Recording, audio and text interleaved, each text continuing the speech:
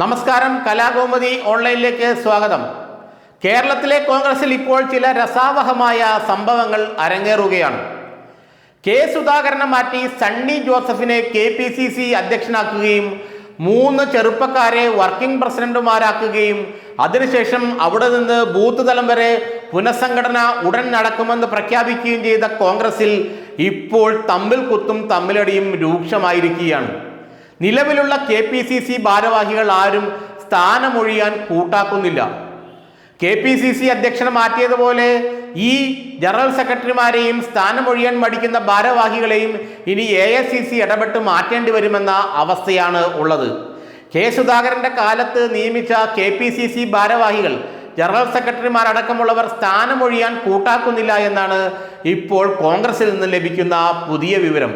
തങ്ങൾ സ്ഥാനമൊഴിയില്ലെന്നും തങ്ങളെ ഭാരവാഹികളായി നിലനിർത്തണമെന്നും അതിനുശേഷം മതി പുനഃസംഘടന എന്നുമൊക്കെയാണ് ഇപ്പോൾ നിലവിൽ KPCCയിലെ ഭാരവാഹികൾ ആവശ്യപ്പെടുന്നത്. കെ സുധാകരനെ ഇപ്പോൾ മാറ്റേണ്ട യാതൊരു കാര്യമില്ലായിരുന്നുവെന്നും തങ്ങളെയെല്ലാം മൂലയ്ക്കൊതുക്കിയിരുത്താനാണ് കെ സുധാകരനെ മാറ്റി പുതിയ കമ്മിറ്റിയെ പ്രതിഷ്ഠിച്ചതെന്നും നിലവിലുള്ള KPCC ജനറൽ സെക്രട്ടറിമാർ പറയുന്നു. ഇവരിൽ പലരും കെ സുധാകരനോട് വ്യക്തിപരമായി അടുപ്പമുള്ളവരും കെ സുധാകരൻ തന്നെ KPCC ജനറൽ സെക്രട്ടറി ആക്കിയവരുമാണ്.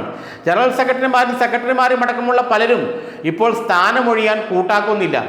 പുലിവാലി പിടിച്ച അവസ്ഥയാണ് നേതൃമാറ്റത്തെ തുടർന്ന് ഇപ്പോൾ കോൺഗ്രസിൽ ഉണ്ടായിരിക്കുന്നത്.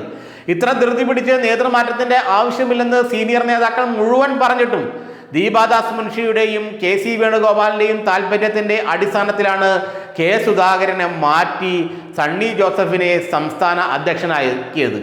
സണ്ണി ജോസഫിനെ കുറിച്ച് ആർക്കും അങ്ങനെ എതിരഭിപ്രായമൊന്നുമില്ല. അദ്ദേഹം വളരെ നല്ല നേതാവാണ്, വളരെ പാരമ്പര്യമുള്ള നേതാവാണ്.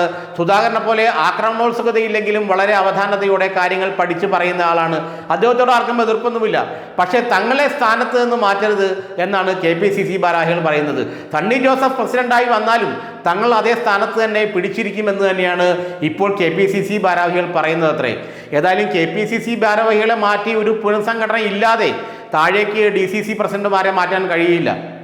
10 DCC പ്രസിഡന്റുമാരെ ഉടൻ മാറ്റണമെന്നാണ് സുനിൽ കനകോലുവിൻ്റെ റിപ്പോർട്ടിൽ പറഞ്ഞിരിക്കുന്നത്. ആ 10 DCC പ്രസിഡന്റുമാരെ മാറ്റണമെങ്കിൽ മുകളിൽ KPCCയിൽ അഴിച്ചുപണി നടന്നേ മതിയാകും. എന്നാൽ KPCCയിൽ ആരും മാറാൻ കൂട്ടാക്കുന്നില്ല. KPCC പ്രസിഡന്റിനെ ഹൈക്കമാൻഡ് മാറ്റിക്കോ, ഏതായാലും ഞങ്ങൾ മാറുന്നില്ല എന്നാണ് KPCC ഭാരവാഹികൾ പറയുന്നത് അത്രേ. സുധാകരനോട് അടുപ്പമുള്ള KPCC ഭാരവാഹികളാട്ടെ തങ്ങളെ വേണമെങ്കിൽ പുറത്താക്കിക്കൊള്ളൂ, എന്നാലും മാറുന്ന വിഷയമില്ല എന്നുള്ള നിലപാടിൽ ഉറച്ചു നിൽക്കുകയാണ്. വലിയ തലവേദനയാണ് ഇത് AICCക്കും ഹൈക്കമാൻഡിനും ഉണ്ടാക്കുന്നത്, പ്രത്യേകിച്ച് KC വേണുഗോപാലിന്. കാരണം സണ്ണി ജോസഫിനെ പ്രസിഡന്റ് ആക്കിയതോടെ കാര്യങ്ങളെല്ലാം തൻ്റെ കയ്യിലിരുന്നു എന്നാണ് KC വേണുഗോപാൽ വിചാരിച്ചതെങ്കിലും താഴെ നിന്നുള്ള KPCC തലത്തിൽ നിന്നുള്ള പൊട്ടിത്തെറിയെ എങ്ങനെ നേരിടണമെന്ന് അദ്ദേഹത്തിനും അറിയില്ല. റിപ്പോർട്ട് കൊടുത്ത സുനിൽ കനകോലുവിനും ദീപാദാസ് മുൻഷിക്കൊന്നും ഈ സാഹചര്യം എങ്ങനെ അഭിമുഖീകരിക്കണമെന്നും അറിയില്ല. ഏതായാലും മാറാൻ തയ്യാറാകാതെ 100ഓളം KPCC ഭാരവാഹികൾ കടിച്ചു തൂങ്ങി കിടക്കുകയാണെന്നാണ് നമുക്കറിയാൻ കഴിയുന്നത്.